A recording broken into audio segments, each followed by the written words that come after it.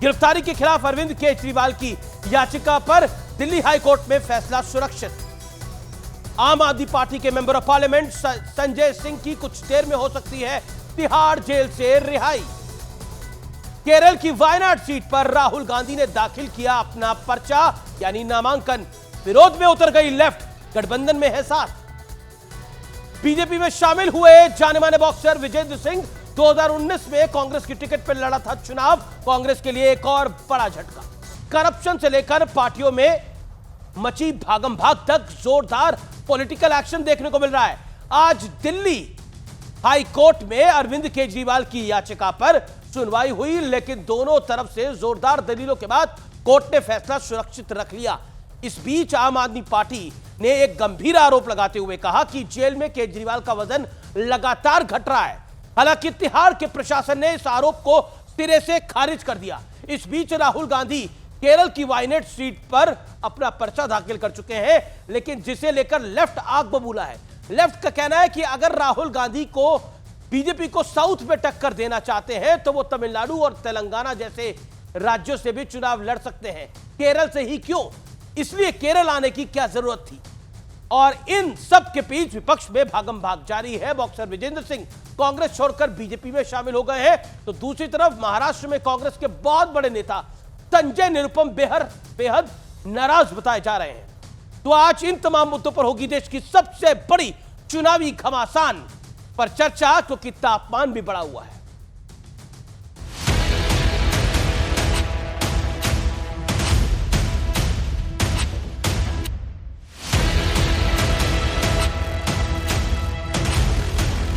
बड़े बड़े भ्रष्टाचारी आज सलाखों के पीछे हैं।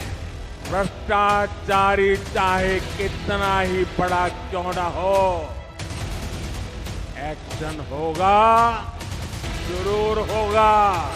भ्रष्टाचार हटना चाहिए कि नहीं हटना चाहिए? भ्रष्टाचार खत्म होना चाहिए कि नहीं होना चाहिए? तो ये अब पूरी तरह से साफ हो गया है कि 24 के चुनाव का सबसे बड़ा एजेंडा करप्शन यानी भ्रष्टाचार है। और भ्रष्टाचार के मुद्दे पर जो पार्टी सबसे ज्यादा घिरी हुई है वो है आम आदमी पार्टी। 12 लाख करोड़ के घपले, घोटाले, भ्रष्टाचार करने वाले लोग इकट्ठा हुए। जिसने भ्रष्टाचार किया है वो जेल की सलाखों के पीछे चले जाएंगे। लेकिन आज आम आदमी पार्टी एक नए इल्जाम के साथ सामने आई। अरविंद केजरीवाल जी को भारतीय जनता पार्टी शासित केंद्र सरकार ने गिरफ्तार किया है। उनके स्वास्थ्य पर एक जबरदस्त खतरा मंडरा रहा है। अरविंद केजरीवाल जी का पिछले 12 दिन में 4.5 किलो वजन घट गया है।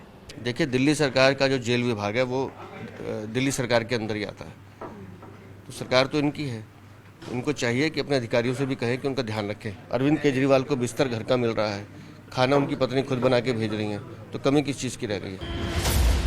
इस बीच दिल्ली हाई कोर्ट ने गिरफ्तारी के विरोध वाली अरविंद केजरीवाल की याचिका को खारिज कर दिया है। इस सियासत के बीच पार्टियों में भागम भाग का सिलसिला जारी है।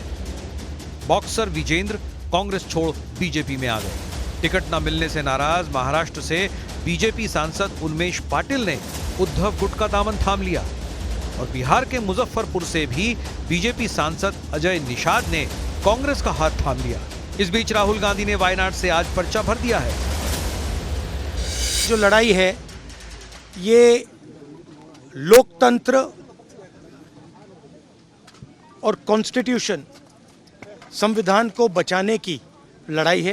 हार से डर कर भागने की कांग्रेस की अब फितरत सी हो गई है। अमेठी वालों से पूछ लो। उधर छत्तीसगढ़ में कांग्रेस के बड़े नेता चरण दास महंत ने पीएम मोदी पर शर्मनाक टिप्पणी कर दी। एक संरक्षक चाहिए, अच्छा लाठी धर के बांधने वाला। नरेंद्र मोदी के खिलाफ अगर कोई लाठी धर के खड़े हो सकते तो तुम्हारे सांसद खड़े हो सकते। हम लाठी धरैया आदमी चाहिए, नरेंद्र मोदी के मूड फोरैया आदमी चाहिए। तो व्यूअर्स, अब रुख करते हैं सीधा आर पार के सुप्रसिद्ध विश्लेषण का। चुनावी मैदान में बढ़ते टेम्परेचर अर्थात तापमान का विश्लेषण आपके समक्ष है। भ्रष्टाचार पर आर पार। विपक्ष इंडिया गठबंधन में भ्रष्टाचार एक बहुत बड़ा कॉमन फैक्टर बना है। भारतीय जनता पार्टी भ्रष्टाचार को सबसे बड़ा चुनावी मुद्दा बनाया है। इनफैक्ट विपक्ष ने ईडी के खिलाफ एक संयुक्त रैली भी करी थी, याचिका तो दी ही थी। ईडी सीबीआई की कार्रवाई पर पूरा विपक्ष लामबंद हुआ था दिल्ली के रामलीला मैदान के अंदर। पीएम मोदी बोले तीसरे टर्म में करप्शन पर और सख्त एक्शन होगा। पर स्पष्ट रूप से बीजेपी कह रही है कि हम करप्शन के खिलाफ हैं। और जब 2014 में मोदी आए थे तो उन्होंने स्पष्ट रूप से कहा था, ना खाऊंगा ना खाने दूंगा। बढ़ता हूं मैं आगे। आया राम गया राम वाली पॉलिटिक्स, यानी बॉक्सर विजेंद्र सिंह कांग्रेस छोड़ बीजेपी में शामिल हुए। बीजेपी सांसद उन्मेष पाटिल ने थामा है अब हाथ उद्धव ठाकरे का। नवीन जिंदल, रवनीत सिंह बिट्टू ने छोड़ी कांग्रेस। संजय निरुपम भी पार्टी से बेहद नाराज बताए जा रहे हैं और कहा जा रहा है कि वो भी शिवसेना शिंदे गुट के साथ शामिल हो सकते हैं। गठबंधन में खींचतान। वायनाड से राहुल गांधी की उम्मीदवारी पर लेफ्ट ने खोला है मोर्चा। ममता बोली कांग्रेस को वोट देना बीजेपी को वोट देने जैसा है। यह अपने आप में बड़ी बात है जो ममता बनर्जी ने बोला। रामपुर के बाद समाजवादी पार्टी का हाल देख लीजिए क्या है। रामपुर के बाद मेरठ सीट पर भी समाजवादी पार्टी का कंफ्यूजन है। चाचा शिवपाल का बदायूं से चुनाव लड़ने से इंकार है। बढ़ता हूं मैं आगे। बड़ा सवाल क्या है, क्या बीजेपी अपने पक्ष में और विपक्ष अपने खिलाफ माहौल बना रहा है? क्या आपको लगता है कि आप बार बार गठबंधन कर रहे हैं, लेकिन ममता बनर्जी बोल रही हैं कि कांग्रेस को वोट देना बीजेपी को वोट देने के बराबर है? देखिए, जहां तक भारतीय जनता पार्टी का सवाल है कि भारतीय जनता पार्टी जनता की चिंता नहीं कर रही है, दूसरों में ताका झाकी कर रही है। ये नहीं बताएगी कि मुजफ्फरपुर के सांसद ने क्यों इनका साथ छोड़ा, ये नहीं बताएगी राहुल कसाना ने इनका सांसद से क्यों साथ छोड़ा, ये नहीं बताएगी विजेंद्र सिंह ने इनका साथ क्यों छोड़ा, ये भी नहीं बताएगी कि 4 सीटिंग सांसदों ने लड़ने से मना क्यों कर दिया और हर्षवर्धन जी को मार्गदर्शक मंडल में क्यों भेज दिया। ये भी नहीं बताएगी। ये भी नहीं बताएगी कि इनके दो सांसद जिनको उन्होंने टिकट दी, चाहे वो यहां से बाराबंकी से सांसद हो और चाहे पवन सिंह हो आसनसोल से, उन्होंने कहा भैया हम नहीं लड़ेंगे। तो आपका तो कोई लड़ना नहीं चाह रहा जिनका टिकट डिक्लेयर कर देते हैं। अब सवाल जो आप पूछ रहे हो, सवाल यह है कि इस देश के अंदर में जो गठबंधन बना है, गठबंधन राष्ट्र को बचाने के लिए बना है। तो राष्ट्र बचाने के लिए, राष्ट्र बचाना मतलब क्या होता है? हमारी नीतियां अलग हैं, हमारा दल अलग है, लेकिन हमारा मनभेद नहीं है।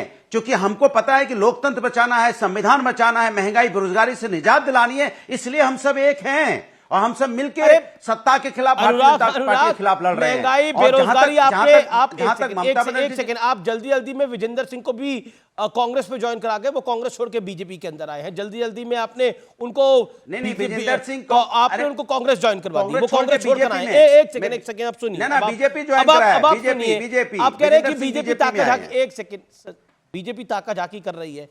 अब ममता बनर्जी अगर बोल रही है कि कांग्रेस को वोट देना बीजेपी को वोट देने जैसा है बंगाल के अंदर, तो बीजेपी ताका झाकी कर रही है या ममता बनर्जी कह रही है कि कांग्रेस के साथ मत जाइए? अब बोलिए। तो आप ये बोल दिए ज्योति मिर्धा जी जो कह रही हैं कि हमें दोनों सदन में बहुमत चाहिए, तो क्या संविधान बदलने की बात कर रही हैं? तो क्या भारतीय जनता पार्टी सहमत है कि संविधान बदलने के लिए वोट हो रहा है? और इसके पहले इनके एमपी बोल चुके हैं संविधान बदलने के लिए हमें वोट चाहिए, 405 चाहिए। तो क्या आप संविधान बदलना चाहते हैं? जो हुआ ही नहीं उसके बारे में भी बात करके क्या करेंगे? जो हो गया उसके बारे में बात करना नहीं चाह रहे। जो हुआ जो होगा उसके बारे में बात करेंगे। नहीं देखिए, ज्योति मिर्धा जी बोल रही है, मेरा बड़ा स्पष्ट सवाल नहीं, आपको जवाब देना पड़ेगा। अनुराग जी, मेरा निवेदन स्वीकार करिए, ऐसे नहीं चलेगा। बिल्कुल जवाब, आराम से, इत्मीनान से, प्यार से, मोहब्बत की दुकान खोली हुई है आप लोगों ने। तो सवाल मेरा बहुत सरल है। ममता बनर्जी अगर कह रही हैं कि कांग्रेस को वोट देना बीजेपी को वोट देने जैसा है, आपकी पार्टी में क्या सिर फटाउल चल रहा है? मैं उस पर नहीं आ रहा, आपसे यह सवाल पूछ रहा हूं, इसका जवाब दीजिए कायदे से। इसके मायने क्या है? जो सवाल पूछा उस पर जवाब दीजिए। सुनो ना, ममता जी इंडिया गठबंधन के साथ हैं, मजबूती के साथ हैं, भारतीय जनता पार्टी के खिलाफ हैं, और जो भारतीय जनता पार्टी के खिलाफ है हम सब एक साथ हैं। तो ममता जी चूंकि पश्चिम बंगाल में लड़ रही हैं, वहां कांग्रेस उनके साथ नहीं लड़ रही है, उन आमने सामने चुनाव हो रहा है, तो अपनी बात कह रही है, लेकिन चाहती वो भी यही है कि देश के अंदर में भारतीय जनता पार्टी की सरकार हटे, इसलिए वो जो जहां वोट मांगेंगी वहां भारतीय जनता पार्टी के खिलाफ वोट मांगेंगी, और जहां उनका कैंडिडेट आमने सामने लड़ रहा होगा तो हो सकता है उनकी भाषा चली हो, लेकिन वो चाहती हैं दिल से, वो चाहती हैं कि भारतीय जनता पार्टी इस देश से लेकिन अब सत्ता दिल से से हटे, कुछ भी चाह रही हो, इसलिए वो मुंह से उत्तर बोल रही है प्रदेश में भी कांग्रेस चुनाव को वोट करेंगी तो देना बीजेपी के खिलाफ बीजेपी को वोट करेंगी। देने के बराबर है। ठीक है, आपने अपनी बात को रखा, आपने अपनी बात को रखा, आपने अपनी बात को उत्तर रखा। प्रदेश के अंदर में मैं जब अब प्रचार सुधांशु करेंगी जी के तो पास भी कहेंगी जाऊंगा, भारतीय लेकिन उससे जनता पहले पार्टी किशोर को तिवारी वोट से मत राय लेता दीजिए। हूं। देखिए, आप निरंतर बोलते हैं, 4.5 मिनट बोले तब भी आपको तसल्ली नहीं। मेरे साथ किशोर भाई हैं। किशोर जी, आपकी अच्छी बात ये लगती है कि आप मुस्कुराते हैं, हश्र जो भी हो, हाल जो भी हो, लेकिन इंटरेस्टिंग ये है कि आपने बीजेपी के एक सांसद को तोड़ लिया है, लेकिन दूसरी तरफ आपने कांग्रेस को बहुत नुकसान पहुंचा दिया है। संजय निरुपम को लेकर संजय राउत ने बहुत कुछ बोला है, लेकिन संजय निरुपम ने भी बहुत कुछ बोला, और प्रधानमंत्री मोदी ने भी बोला है कि अब की बार अगर तीसरी टर्म में मैं आ रहा हूं और भ्रष्टाचार पे और बड़ी कठोर कार्रवाई करूंगा। नहीं आमिष, ये बात बहुत अच्छी है। मेरा आक्षेप है प्राइम मिनिस्टर की इस बात से कि वो भ्रष्टाचारियों के खिलाफ नकेल कसेंगे। अब मुझे बताइए, अजीत पवार जिनको वो 70,000 करोड़ के भ्रष्टाचारी कहते थे, फिर छगन भुजबल जी है, अशोक चौहान जी है जिन्हें फौजियों की जमीन हथिया ली थी, और मैं देख रहा हूं कि सबसे ज्यादा हमारे नागपुर से जो कोयला भ्रष्टाचार हुआ था, 6 लाख करोड़ का भ्रष्टाचार कह रहे थे, और नवीन निश्चल और अपने नवीन और दासरी नारायण राव, इनको ही इन्होंने आरोपी बताया था, तो उनको ही अभी ये सम्मानित कर रहे। महाराष्ट्र में तो उन्हें अर्थ मंत्री बना दिया गया था अजीत पवार को। तो लोगों का विश्वास नहीं बैठ रहा कि यह लोग भ्रष्टाचार के खिलाफ अपनी जंग कैसे लड़ रहे हैं, क्योंकि ईडी की कार्रवाई कल देखो, सुप्रीम कोर्ट ने बोला अरे आप इस आदमी को जेल में क्यों रख रहे हैं, इन्होंने 2 करोड़ रुपए लिए तो कब लिए बताओ, क्या बताओ, वो आदमी को छोड़ दिया। अब कैसा होता है आमिष की ये सब बातें किरकिरी बीजेपी की बढ़ा रही है। आपने मुझे बोला संजय निरुपम की बात, किरकिरी अभी तो अलायंस, आपके अलायंस में कितने किरकिरी हो रही है एक दूसरे के साथ, अलायंस नहीं फॉर्मलाइज हो पा रहा। एक मिनट आमिष जी, एक बात मैं बताऊं, आप भ्रष्टाचार पर तो एक साथ आ रहे हैं, लेकिन बाकी कुछ नहीं हो रहा, रायता तो आपका फैला हुआ है बहुत। एक मिनट, मैं मेरी बात सुन लो तुम। महाराष्ट्र के अंदर जो सबसे ज्यादा घमासान मचा हुआ है वो महायुति के अंदर है। हमको छोड़ के एकनाथ शिंदे गए, उनके साथ हमारे सांसद गए, 4 सांसदों का टिकट काट दिया गया। एक हिंगोली के मेरे मित्र है हेमंत पाटिल, इनका नाम अनाउंस किया, बीजेपी ने नाम काट दिया। आज नागपुर यवतमाल की भी भावनाताई गवली, उनका भी टिकट काट दिया गया। नागपुर के मेरे मित्र तुमाने, उनका भी टिकट काट दिया गया। ऐसी परिस्थितियां हैं कि एकनाथ शिंदे की हालत खराब, अजीत पवार की हालत खराब, बीजेपी रीजनल पार्टियों को खत्म कर रही है। यह बात हम जो करते थे वो सच हो गई है महाराष्ट्र के ठीक है, मैं जवाब लूंगा डॉक्टर सुधांशु त्रिवेदी से, लेकिन महत्वपूर्ण इस समय बहुत बड़ी खबर आ रही है, बागपत से बहुत बड़ी खबर आ रही है। समाजवादी पार्टी ने अपना उम्मीदवार बदल दिया है। सूत्रों के हवाले से बड़ी खबर है, ये एक और ऐसी सीट है जहां समाजवादी पार्टी ने उम्मीदवार बदला है। कल चाचा शिवपाल ने चुनाव लड़ने से इनकार कर दिया था, कहा था मेरे बेटे आदित्य को आगे कर दीजिए चुनाव लड़ने के लिए। उन्होंने अपने राष्ट्रीय अध्यक्ष अखिलेश यादव को चिट्ठी लिखी थी। ये हो क्या रहा है अनुराग भाई आपकी पार्टी के अंदर?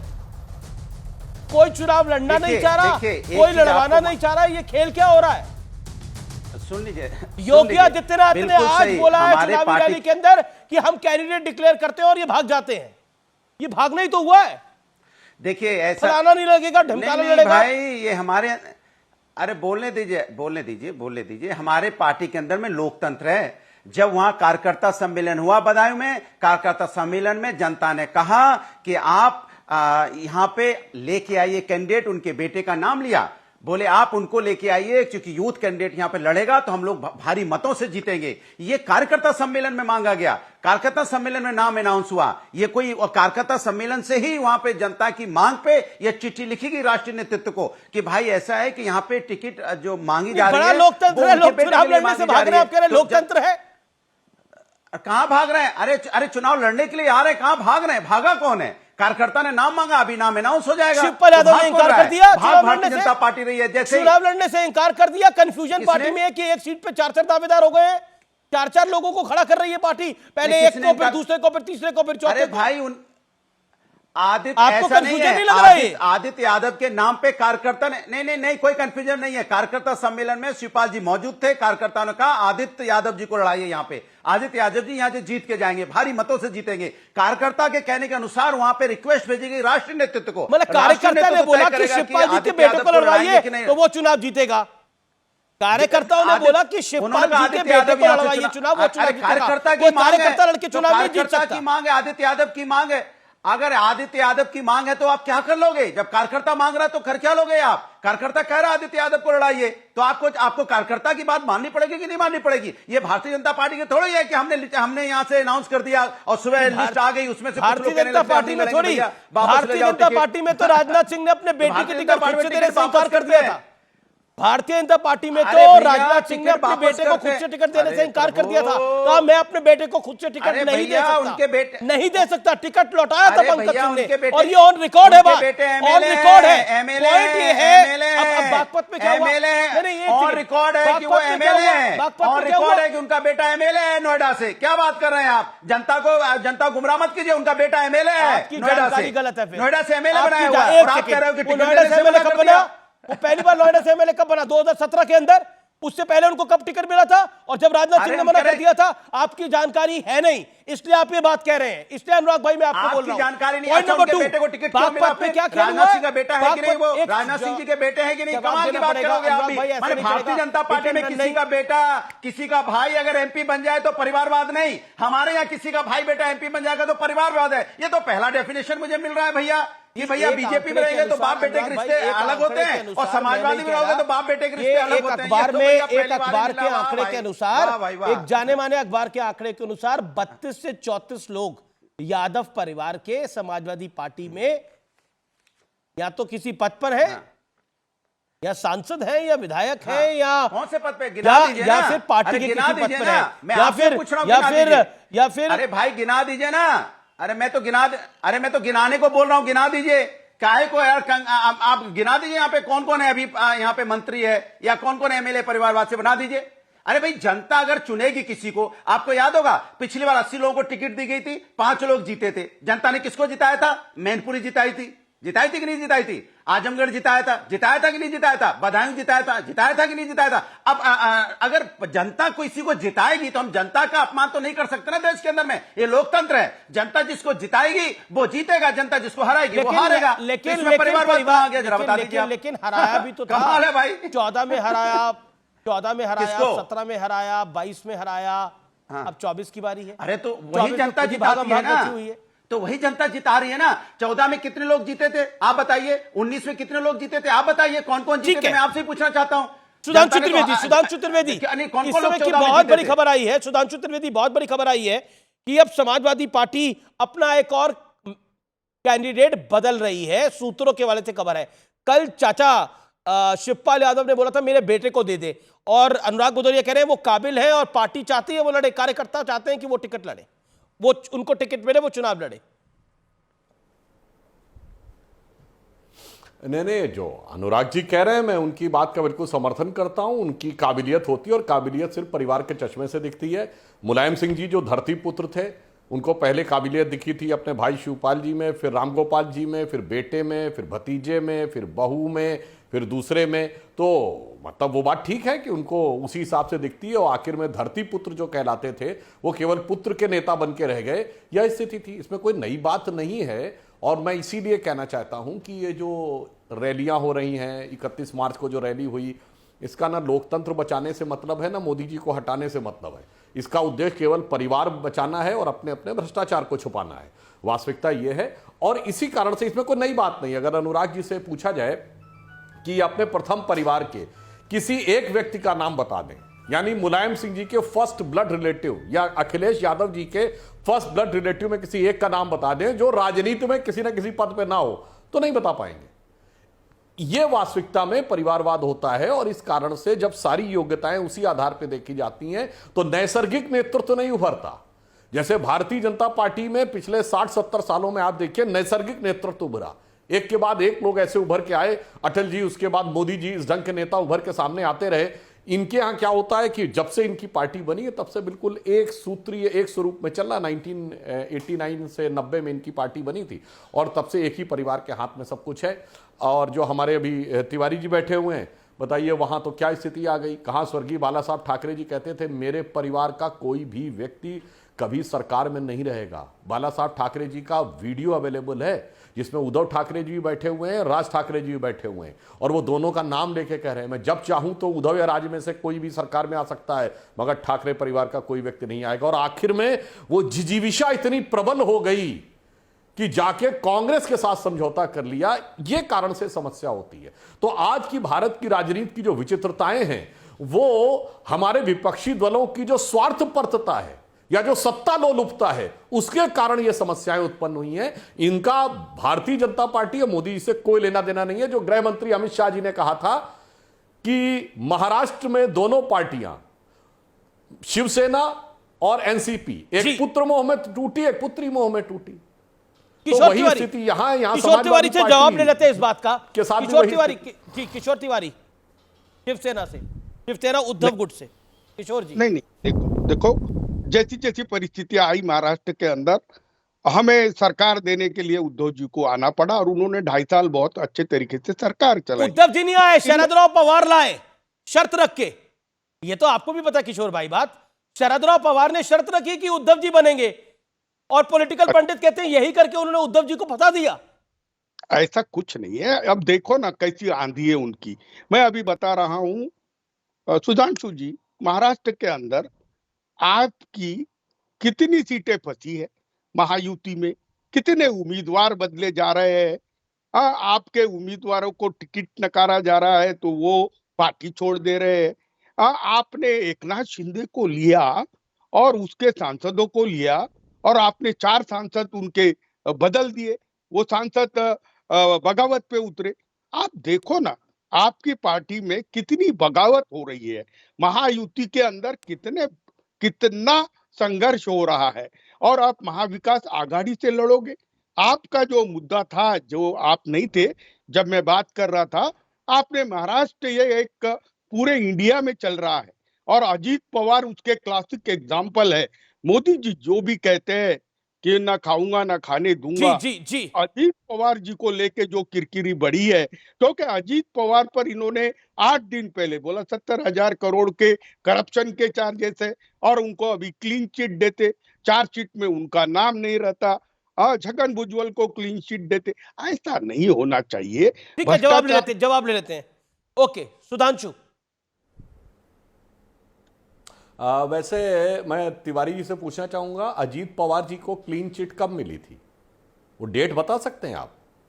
2021 में किसकी सरकार थी?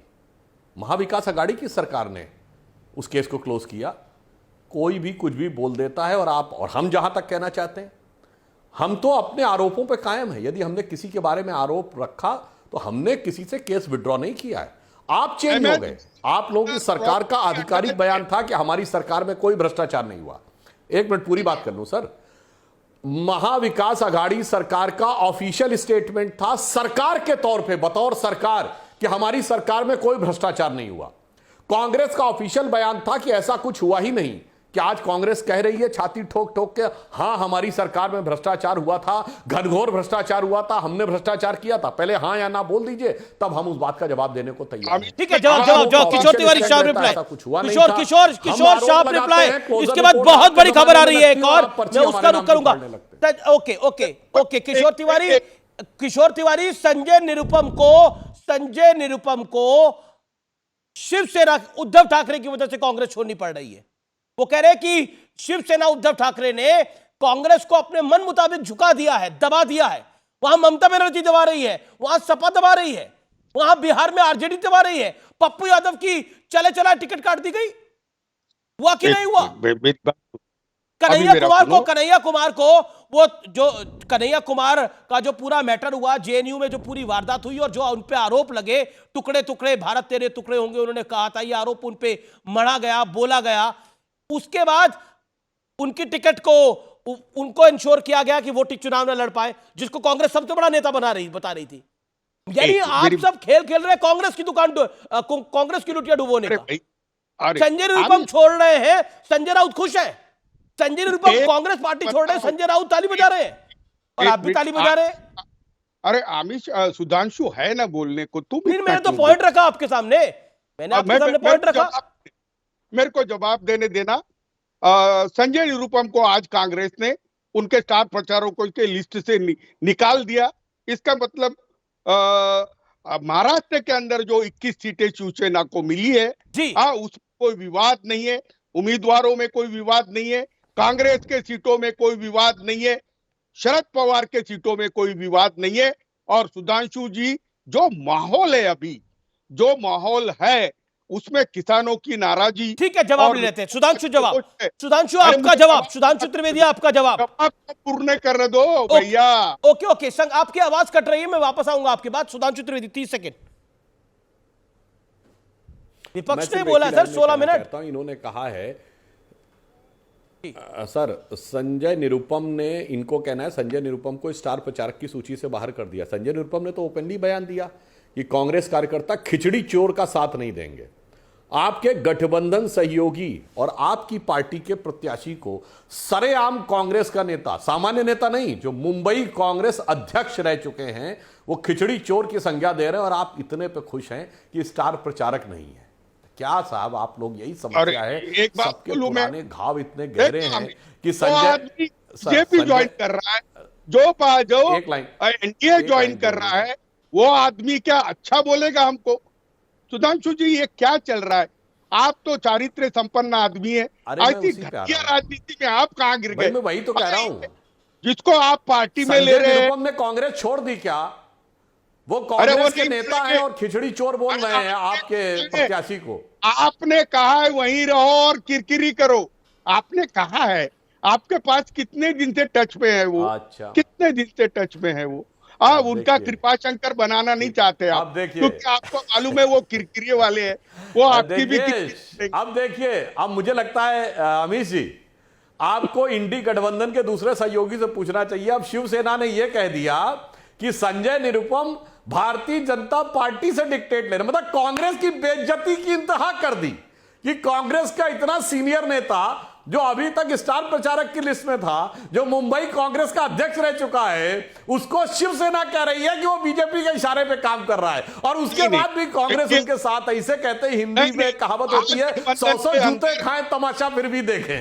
नहीं, मैं एक बता देता हूं, महागठबंधन के अंदर संजय निरुपम ने जो कुछ भी कार्रवाई की, हम डिमांड करते हैं कि कांग्रेस ने उनको निकाल देना चाहिए। उन्हें संजय निरुपम कह रहे हैं कि कांग्रेस में वैसे ही काफी तंगी चल रही है, मुझ पर अपनी ऊर्जा खर्च ना करें। लेकिन दूसरी तरफ समाजवादी पार्टी के सीनियर नेता ने एक बहुत बड़ा बयान दे दिया है। एसपी नेता है, फॉर्मर कैबिनेट मिनिस्टर है, महबूब अली का बड़ा अजीब बयान आया है। महबूब अली ने क्या कहा है, आइए आपको मैं बता देता हूं। महबूब अली ने स्पष्ट रूप से कहा है कि हमारे अपने लोग हमें मार रहे हैं। समाजवादी पार्टी कार्यकर्ता की पिटाई पर बयान दिया है कि अपनों ने अपने पीटे हैं तो क्या बुराई है, यानी खुद के लोगों ने खुद की पिटाई करी है। समाजवादी पार्टी के नेताओं ने समाजवादी पार्टी के कार्यकर्ताओं की पिटाई कर डाली है। और यह घटना हुई है दानिश अली, जहां से कैंडिडेट है वहां पर। क्या हो रहा है समाजवादी पार्टी में अनुराग जी? एक तरफ चुनाव लड़ने की भागम भाग है, दूसरी तरफ पीटम पिटाई है, एक दूसरे को पीट रहे हैं। देखिए अमरोहा में समाजवादी पार्टी के नेता की जो पिटाई हुई थी उस पे बोला है महबूब अली।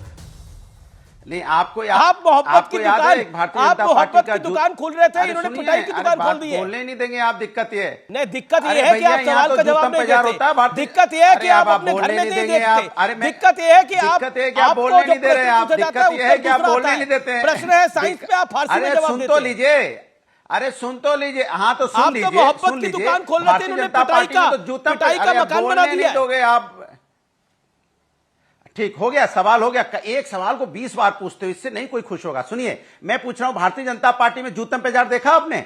दे जूतम याद है आपको कि नहीं याद है? एक सांसद एमएलए को कैसे जूतम पेजार कर रहा था, दिखाइए जरा दोबारा से टीवी चैनल पे, दिखाइए आप, तो हम जान जाएंगे कि आप एकदम अब रुकिए, निष्पक्ष बात ये कर रहे बोला हैं। आपने, दिखाइए जूतन पे आपने जा बोला, ये बोला, अरे रुकिए कमाल रुकिए, की यही बात कर रुकिए, रहे हैं। यही रुकिए प्लीज दिखाइए। यार, इनको ऑडियो डाउन करिए। नहीं, आज दूध का दूध और पानी का पानी कर देते हैं। आपने बोला कि बीजेपी के एक सांसद और विधायक पे जूतम पेजार हुआ। आपने बोला कितने साल पुरानी घटना है, कितने साल पुरानी घटना है, और क्या खबर न्यूज 18 ने चलाई थी कि नहीं चलाई थी? न्यूज 18 इंडिया ने खबर चलाई थी, मैंने खुद खबर को पढ़ा था। क्या हुआ? अब बोलती बंद क्यों नहीं बोलते? अब जूतम पेजार कहां हुई है? जूतम पेजार कब हुई है? आपके कैंडिडेट के, आपके गठबंधन के कैंडिडेट की रैली के अंदर जूते चप्पल क्या थप्पड़ थप्पड़ चल रहे हैं और आपके पास जवाब नहीं है, और इधर की उधर, उधर की इधर लंघते रहते हैं आप लोग। नहीं, ये हिट एंड रन मत करिएगा, बाकी डिबेट शो में करते होंगे। एक इनको ऑडियो डाउन रखिए ना, ना ना ना ना ना, ये आज बात यही रुकेगी। ये अनुराग भदौरिया जी, आप बाकी डिबेट में शो में करते होंगे ये सब कुछ, बाकी चैनल्स में सबकी जाके करते होंगे आप। ये यार देश का सबसे प्रभावी शो है, आर पार कोई देश का सामान्य कार्यक्रम नहीं है। आप इधर ही आते हैं, ये आपकी खुशकिस्मती है, और मैं जिम्मेदारी से बात बोल रहा हूं। आपको करोड़ों व्यूअर्स देखते हैं यहां पर, इसलिए कुछ भी आके आए बाय साए नहीं बोलना चाहिए। मैं फिर निवेदन कर रहा हूं, मेरे निवेदन को स्वीकार करिए। आप मेरे सम्मानित मेहमान हैं, मैं आपका सम्मान करता हूं, लेकिन सवाल का जवाब दीजिए।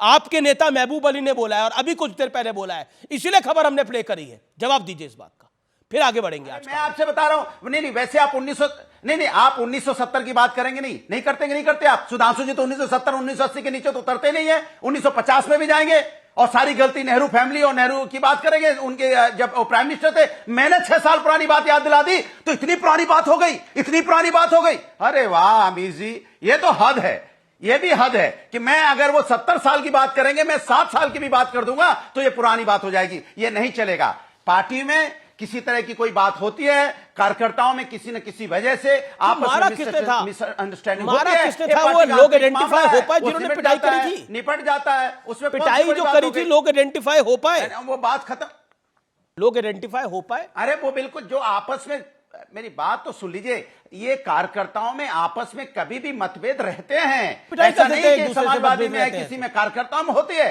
कभी किसी बात पे पिटाई करते थे एक दूसरे की कार्यकर्ता, मिलकर एक साथ लड़ाते हैं पार्टी को। नहीं तो अगर मतभेद होते तो एक दूसरे की पिटाई नहीं किया, जूते से नहीं पीटा था, जूते से ओके नहीं, जूता कमाल का लॉजिक है। मतलब अगर बीजेपी में 6 साल पहले अगर किसी ने जूता चप्पल चलाया था तो आप कह रहे हमारे में भी चलना, तो कॉमन फैक्टर है। ओके सुधांशु त्रिवेदी, एक दूसरे से हो जाए किसी बात। Okay Sudhanshu Trivedi wants to respond. Sudhanshu ji your time. अच्छा 5 सेकंड, मैं अनुराग जी को जवाब देना चाहता हूं। हो गया सर, 5 मिनट बोलिए, तब अपनी बात आप कंप्लीट नहीं कर पा रहे। अनुराग जी आपकी बात का जवाब दे। अच्छा बोल लीजिए 5 सेकंड और। नहीं आप बोलिए सुधांशु, आप बोलिए। इनके 5 सेकंड नहीं होते सुधांशु जी। हाँ, अब अनुराग जी को मैं जवाब देना चाहता हूं। अनुराग जी ने जिस घटना का जिक्र किया, बिल्कुल मैं उसका उदाहरण देना चाहता हूं। हमारे संत कबीर नगर के सांसद थे शरद त्रिपाठी। जो घटना हुई थी उसका चुनाव से कोई लेना नहीं था। एक मंडलीय समीक्षा बैठक में उनकी विधायक से व्यक्तिगत तू मैं होते हुए बढ़ते बढ़ते बात यहां तक पहुंच गई कि हाथापाई और इस पे बात आ गई। परंतु हमारी पार्टी ने क्या स्टैंड लिया? उनका टिकट कटा। पूछना चाहता हूं समाजवादी पार्टी ने कितनों का टिकट काटा? जवाब दें अनुराग भदौरिया। अनुराग भदौरिया जवाब। ऐसे हवा में कह के मत चलिए। वो घटना कोई राजनीतिक नहीं थी, वो एक व्यक्तिगत लड़ाई हुई, और व्यक्तिगत में भी ये माना गया कि जनप्रतिनिधि का आचरण, और इस समय संयोग से उनकी मृत्यु हो चुकी है। सुन लीजिए, अब सुनिए, उनकी मृत्यु हो चुकी है। युवा नेता थे, मगर मैं कहना चाहता हूं उनका टिकट काटा पार्टी ने, जबकि व्यक्तिगत लड़ाई थी। व्यक्तिगत में भी आचरण अशोभनीय था। आपने कितनों का टिकट काटा बताइए? अब व्यक्तिगत हो गई। हाँ बताइए, आप बताइए, ये बताइए उसमें जो मारपीट करने वाला कौन सांसद था, कौन विधायक का नाम बताइए।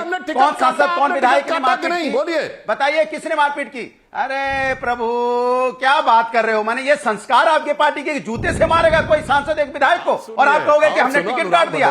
ये आप बताइए, ये आपका लॉजिक है? ये लॉजिक नहीं है पार्टनर, ये लॉजिक नहीं है। मानिए आप, हमारे यहाँ सांसद, किसी सांसद ने विधायक को पीटा हो तो बताइए, किसी सांसद ने विधायक को जूते से मारा हो तो बताइए। अनुराग जी ऑडियो डाउन करिए अनुराग जी का। सुधांशु 30 सेकंड, देन हम बात पूरी कर लूं यार। आप तो नॉन स्टॉप फ्रंटियर मेल की तरह चालू हो जाते हैं। अब मैं दूसरा बताता हूं इन्होंने क्या किया। इनके तो विधानसभा में अध्यक्ष थे धनीराम वर्मा जी। अरे यह संविधान की व्यवस्था है कि विश्वास मत कभी भी ध्वनि मत से नहीं हो सकता। विश्वास मत ध्वनि मत से करवाया दिसंबर 93 में, और उसके बाद इतनी मारपीट हुई, हमारे तमाम नेताओं को स्टेचर पे आना पड़ा।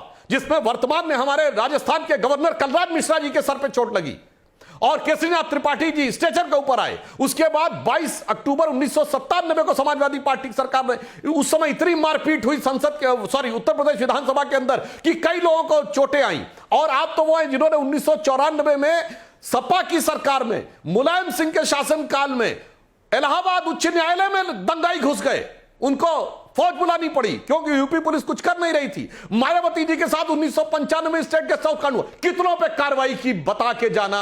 अनुराग भदौरिया जी भाग के मत जाना। आपने जिस घटना का उल्लेख किया वो एक व्यक्तिगत घटना पे भी हमने सांसद का टिकट काटा, मैंने दर्जनों घटनाएं। अनुराग आपके 30 सेकंड देना आम आदमी पार्टी वेटिंग फ्रॉम लॉन्ग। देखिए अमीर जी मैं आपसे क्या कह रहा था थोड़ी देर पहले, सुधांशु जी 1990, 1993, 95, 97, 1970, 1980 उसी में जीते 5 साल पहले उसी आप सपनों में गए, जीते 5 गुना हैं। और बता हमने दिए। 6 साल पुरानी बात कर दी, अब फिर आप टोकने लगे। दिक्कत यह है कि आप जनता तक आवाज नहीं जाने देना चाहते। मैं कह रहा हूं मैंने 6 साल पुरानी लेकिन बात बड़ी कर दी। खबर आ रही है भगवंत मान ने अरविंद केजरीवाल से जेल में मिलने के लिए बिहार प्रशासन को मुख्यमंत्री आवास से चिट्ठी लिखी है। ये समय की बहुत बड़ी खबर है और संजय सिंह कुछ देर में छूटने वाले हैं, ये भी बहुत बड़ी खबर है। मेरे साथ आम आदमी पार्टी की प्रवक्ता इस समय जुड़ी हुई है, मैं उनका रुख कर सकता हूं।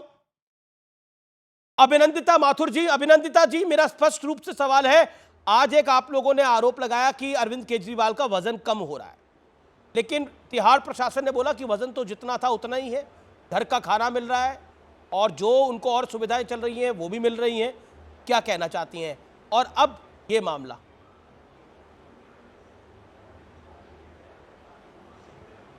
नमस्कार अमीश जी, कितनी ट्रैजिक सी बात है ना कि देश का डिस्कोर्स जो है चुनाव के 1 महीने या बल्कि 2 हफ्ते पहले इस हालत में है कि अगर कोई बोल रहा है कि मेरा वज़न घटा है तो अथॉरिटीज़ आके बोल रही हैं कि उनका वज़न नहीं घटा है और पत्रकार उस पर बोल रहे हैं कि खाना मिल रहा है। ये तो कोई भी बात नहीं है, ये तो एक हम तो सब लोग आपस में एक ही देश के हैं। नहीं, मेरी बात सुन लीजिए, एक सेकेंड मेरी बात सुन लीजिए। कहने का अर्थ ये है, मैं बहुत ज़्यादा चिल्ला नहीं सकती हूँ, बट कहने का मतलब ये है, देखिए कि हम सब यहाँ एक वेल मीनिंग तरीके से पॉलिटिक्स में आते हैं। हम चाहते हैं कि हम अपना काम करें और डेमोक्रेसी का हिस्सा है कि वाद विवाद हो, क्रिटिकल थिंकिंग हो, आप मुझे क्वेश्चन करें, मैं आपको क्वेश्चन करूं, उसमें कोई प्रॉब्लम नहीं है। प्रॉब्लम तब आती है जब ये पूरा जो है एक तरफा हो, मतलब सिर्फ सत्ता पक्ष जो है वो अटैक्स, वो एजेंसीज का इस्तेमाल ऑपोजिशन पर करे। आज के अखबार में या आपने देखा होगा कि 2014 से अभी तक 25 ऑपोजिशन लीडर्स ऐसे हैं जिन्होंने बीजेपी ज्वाइन कर ली और किस तरह से उनमें से 23 को बरी कर दिया गया या ईडी ने उनके खिलाफ कोई कार्रवाई आगे नहीं की या किसी और एजेंसी ने बेल का ऑब्जेक्शन नहीं उठाया बेल पे। तो ये कोई मजाक नहीं है ना, ये सारे भी तथ्य हैं। बात ये समझनी होगी कि अगर हम चाहते हैं कि ये देश अच्छा चले, आगे बढ़े, तो इसमें इतनी ज्यादा नेगेटिविटी, इतनी ज्यादा हेट, ये बड़ा इंपॉर्टेंट पॉइंट है और इसका इस पे मैं वाइडर रिएक्शन लूंगा। भारतीय जनता पार्टी के राज्यसभा सांसद डॉक्टर सुधांशु त्रिवेदी का भी बहुत बड़ी ब्रेकिंग खबर है, बड़ी न्यूज है। संजय सिंह थोड़ी देर में बाहर आएंगे, संजय सिंह की थोड़ी देर के बाद रिहाई हो सकती है। बेल ऑर्डर तिहाड़ जेल पहुंच चुका है, कुछ देर बाद संजय सिंह को छोड़ा जाएगा। लेकिन इसी बीच अरविंद केजरीवाल को टेबल कुर्सी मुहैया कराने के लिए भी तिहाड़ जेल के प्रशासन ने बोल दिया है। मैं सीधा रुख करता हूं, मेरे साथ आज की इस चर्चा में डॉक्टर सुधांशु त्रिवेदी है। नेगेटिविटी क्यों है? आम आदमी की प्रवक्ता ने एक बहुत ही वैलिड बात बोली, ये नेगेटिविटी पॉलिटिक्स में क्यों हो गई है? सुधांशु त्रिवेदी और संजय सिंह तो राज्यसभा में आपके मित्र भी रहे हैं, वो बाहर आने वाले हैं, तो खुशी तो आपको भी होगी सुधांशु जी। देखिए, मैं कह रहा हूं संजय सिंह जी जब बाहर आने वाले हैं तो कहा जाता है कि लोकतंत्र की विजय हो गई और केजरीवाल जी को यदि छूट न मिले तो लोकतंत्र की हत्या हो गई। मेरे विचार से न्यायालय के निर्णयों की समीक्षा इस रूप में नहीं होनी चाहिए। आपने कहा कि केजरीवाल जी का वजन कम होने की बात, तो अभिनंदिता जी ने कहा कि ये बड़ी ट्रैजिक बात है। तो ट्रैजिक बात जानते हैं क्या? मैं आपके करोड़ों दर्शकों को बता देना चाहता हूं, तिहाड़ जेल का प्रशासन दिल्ली सरकार के अधीन आता है, वो भारत सरकार के अधीन नहीं है। और दिल्ली सरकार के मुख्यमंत्री हैं अरविंद केजरीवाल जी। अब ये बताइए, उस सरकार का मुख्यमंत्री की तरफ से के बिहाफ पर यह कहा जा रहा है कि वजन कम हो गया है, और वो जिस सरकार का मुख्यमंत्री, उस सरकार का विभाग कह रहा वजन नहीं कम हुआ है। तो महोदया ट्रेजिक बात तो यह हो जाती है कि सरकार झूठ बोल रही है या सरकार का मुखिया झूठ बोल रहा है या सरकार का ही प्रयोग राजनीति में किया जा रहा है या सरकार एक दूसरे की बात काट रही है। यदि वो भारत सरकार का हिस्सा होता तो आप एक बार आरोप लगा सकते थे। मुझे लगता है कि इस प्रकार की बात नहीं। हां, एक बात मैं जरूर कहना चाहूंगा, केजरीवाल जी का वजन वाकई कम हुआ है। जो एक नैतिक वजन था, जो बात में वजन था इंडिया अगेंस्ट करप्शन के दौर में 12 साल पहले, वो वजन तो एकदम खत्म हो चुका है पूरी तरीके से। जो एक वजन था कि हम राजनीति में नहीं आएंगे, सारी संसद चोर है, कांग्रेस का साथ नहीं लेंगे, और जब आप लोग जाके लालू प्रसाद यादव जी, समाजवादी पार्टी, कांग्रेस पार्टी, डीएमके, जो कितने जमाने से जेल जा चुके उनके साथ खड़े हो गए, तो वजन तो कम होना ही होना था। और मैं ये भी याद दिलाना चाहता हूं दर्शकों को, बार बार ये जो आरोप लगाया जाता है ना हमारी सरकार पे कि ये लोग जेल में जा रहे हैं, तो मैं एक ही सांस में बता देना चाहता हूं। जी राहुल जी और सोनिया जी जिस केस में बेल पर हैं वो 2013 अक्टूबर में हुआ था, दिल्ली के हाई कोर्ट के द्वारा, हमारी सरकार नहीं थी। कनिमोझी और ए राजा 2011 में जेल गए, हमारी सरकार नहीं थी। सुरेश कालमाणी 2010 में जेल गए, हमारी सरकार नहीं थी। मुलायम सिंह जी के ऊपर डिस्प्रोपोर्शनेट एसेट का केस 2007 में हुआ, हमारी सरकार नहीं थी। शिबू सोरेन 2006 में जेल गए, हमारी सरकार नहीं थी। करुणानिधि 2000 में जेल गए, जयललिता 96 में जेल गई, लालू यादव 97 में जेल गए, और झारखंड मुक्ति मोर्चा रिश्वत कांड 94 में। मेरे भाई 30 साल से जेल में आने जाने, अंदर बाहर का खेल चल रहा है, और आकर ये हल्ला मचा रहे हैं। देश की जनता बहुत प्रबुद्ध है, और आज कोई भी जाके इंटरनेट पे चेक कर सकता है कि इनके गुनाहों की फेहरिस्त कितनी पुरानी है। दुख की बात यह है कि केजरीवाल उनके साथ खड़े हो गए, इसीलिए वजन कम। जवाब ले लेते हैं। ओके, आम आदमी पार्टी की स्पोक्सपर्सन का जवाब जरूरी हो जाता है। जी ओके, बोलिए मैडम। जी देखिए सुधांशु जी बहुत एक्सपीरियंस्ड और बहुत अच्छे प्रवक्ता हैं। मैं बहुत सारे आम आदमी पार्टी के ऐसे लोगों की तरह हूँ जो अपने जॉब्स वगैरह छोड़ के देश के लिए कुछ अच्छा करने आए हैं, तो मुझे 2 मिनट पेशेंटली सुनिएगा। आपने एक फहरिस्त पढ़ी, एक फहरिस्त हमारे पास भी है, और इनफैक्ट वो अखबार में आई है, इंटरनेट पे भी जाने की ज़रूरत नहीं है। ये अजीत पवार का केस है, मुंबई पुलिस का शट हो जाता है केस। 2023 में एनसीपी में वो शिफ्ट होते हैं, वो केस इकोनॉमिक ऑफेंसेस में आता है। एफआईआर हुई थी अजीत पवार, शरद पवार और अदर्स के ऊपर। ये महाराष्ट्र स्टेट कोऑपरेटिव बैंक वाला केस है। अब इसकी फ्लिप फ्लॉप की क्रोनोलॉजी ये है कि अगस्त 2019 में मुंबई पुलिस ईओडब्ल्यू का ये केस रजिस्टर करती है, सितंबर में ईडी प्रोब बिगिन करती है, अक्टूबर में क्लोजर रिपोर्ट आती है, ईडी उसको चैलेंज करती है, ईडी फिर चार्जशीट फाइल करती है और अजीत पवार को नेम करती है। जून 2022 में सेना स्प्लिट होती है, एनडीए के साथ वो चली जाती है। एक सेकंड लेकिन पॉइंट ये है कि वजन के मामले में झूठ बोला गया, जैसा बीजेपी कह रही है कि अरविंद केजरीवाल के वजन के मामले में झूठ बोला गया। और जनवरी में जो फाइल्स हैं वो क्लोज हो जाती हैं। करंट स्टेटस ये है कि ईडी ने अपना जो इंटरवेंशन है वो कोर्ट से हटा लिया है। जवाब ले लेते हैं। सारा देश बहुत बेवकूफ है, सब क्रिमिनल है। एक बीजेपी है जो बहुत पवित्र पार्टी है, कि वो हर जगह से जो है एक से एक वजन का गोलमाल क्या है? ये एक लिमिट होती है। आप लोग ऑलरेडी सत्ता पक्ष में हैं, आप लोग ऑलरेडी जीत रहे हैं, तो आपको चंडीगढ़ इलेक्शन जैसी टुच्ची हरकत करने की जरूरत क्या है? आप लोग ऑलरेडी सत्ता पक्ष में ऑलरेडी जीत रहे हैं, तो ये सब करने की जरूरत क्या है? विपक्ष तो कह रहा है कि आप जीत रहे हैं। 6 महीने सुधांशु जी, आप तो व्यक्तिगत तौर पे संजय सिंह को जानते हैं। 6 महीने वो जेल में रहे हैं। जी, बिल्कुल भाई, राज्यसभा में इनके साथी थे। बीजेपी के लोग कब आंखें खोलेंगे? अनुराग भदौरिया भी वजन पे बोलना चाह रहे हैं, अनुराग भदौरिया भी वजन पे बोलना कुछ चाह रहे हैं, उनके पास कुछ है डिटेल, वो मिलकर आए लग रहा है आज। ओके सुधांशु, पहले आप जवाब दीजिए। वजन तो बाकी।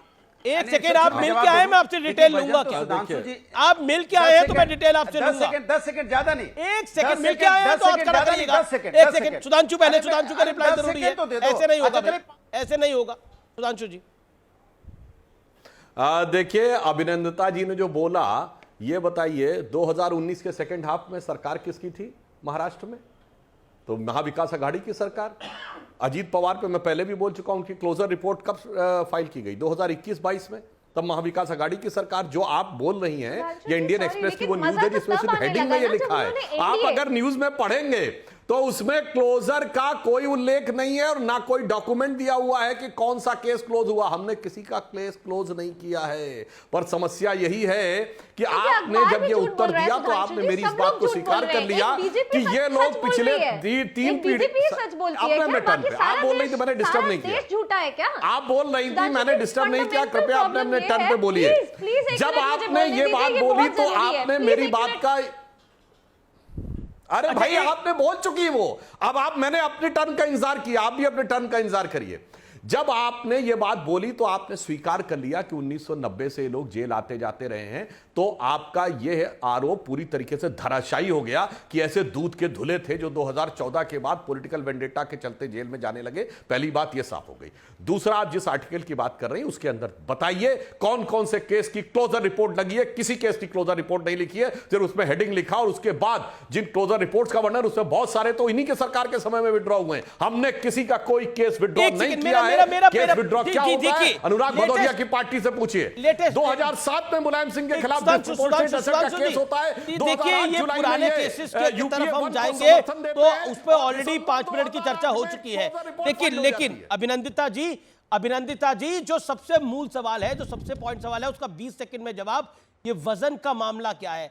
क्योंकि बीजेपी कह रही है कि ये वजन के मामले को उठाकर बाकी चीजों से ध्यान हटाया जा रहा है और वजन को कुछ नहीं हुआ। BJP state president Delhi Virendra Sachdeva का बयान आया है, तिहाड़ जेल प्रशासन का बयान आया है। अभी अरविंद केजरीवाल को जेल में टेबल कुर्सी चाहिए थी, वो भी मुहैया कराए गए हैं।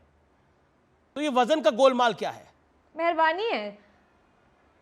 मेहरबानी है क्योंकि पॉलिटिकल प्रिजनर्स का इतना ख्याल रखना वाकई बहुत बड़ी बात है।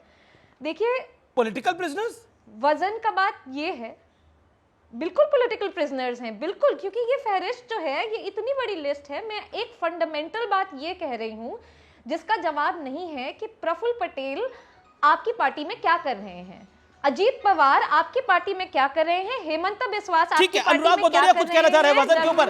अनुराग जी आप आज अरविंद जी से मिलके आए हैं क्या? ये बताइए। एक सेकंड, सुधांशु मैं आपको मौका दूंगा। अनुराग भदौरिया आप अरविंद जी से मिलके आए हैं क्या आज?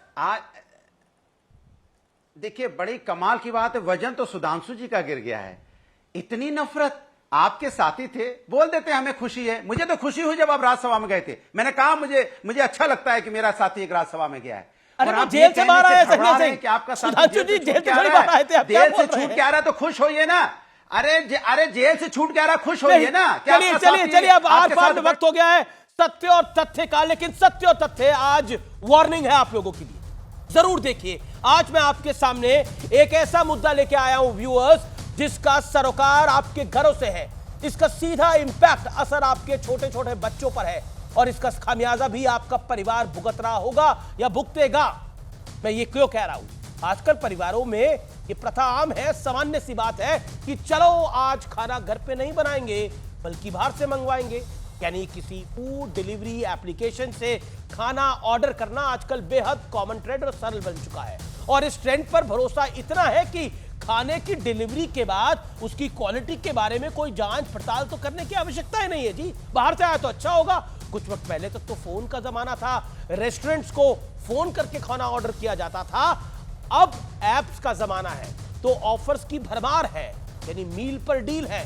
फायदेमंद डील्स को चूज करने के ढेरों ऑप्शंस आपको लगता है कि बड़े रेप्यूटेड फूड डिलीवरी ऐप के जरिए ये रेस्टोरेंट भी ठीक होंगे जहां से खाना आ रहा है, तो जांच क्या करनी। तो आज खाने का सेहतमंद होना लाजमी है, लेकिन क्या आप जानते हैं कि घर की दाल रोटी छोड़कर जिस खाने पर आप आंखें मूंद कर भरोसा कर रहे हैं, जिसे मंगवा रहे हैं पैसे देकर, वो कितना महंगा साबित हो सकता है।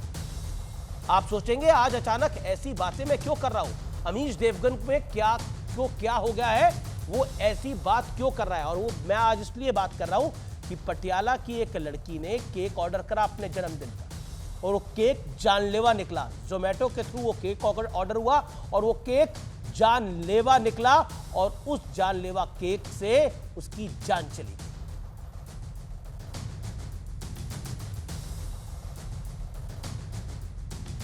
लेकिन आप सोचेंगे आज अचानक ऐसी बातें मैं क्यों कर रहा हूं। अमीश देवगन आज तमाम पॉलिटिकल हलचलों के बीच ये ऑनलाइन फूड डिलीवरी की बातें क्यों लेकर आ गए हैं। इसकी वजह, जैसा मैंने आपको बताया, पटियाला में 10 साल की मानवी है जो हंसी खुशी थी और अपना जन्मदिन मना रही थी और जन्मदिन की प्लानिंग कर रही थी। उसका पूरा परिवार खुश था और इसी खुशी को चार चांद लगाने के लिए केक मंगवाया गया और फूड डिलीवरी ऐप से ये केक ऑर्डर किया गया। घर पर केक डिलीवर हुआ।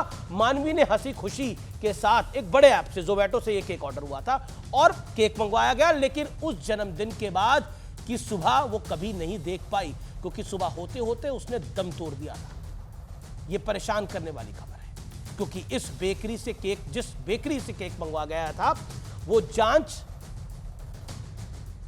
में बिल्कुल फर्जी निकली। यानी उस परिवार ने गुमनाम बेकरी से अनजाने में जानलेवा केक ऑर्डर कर दिया।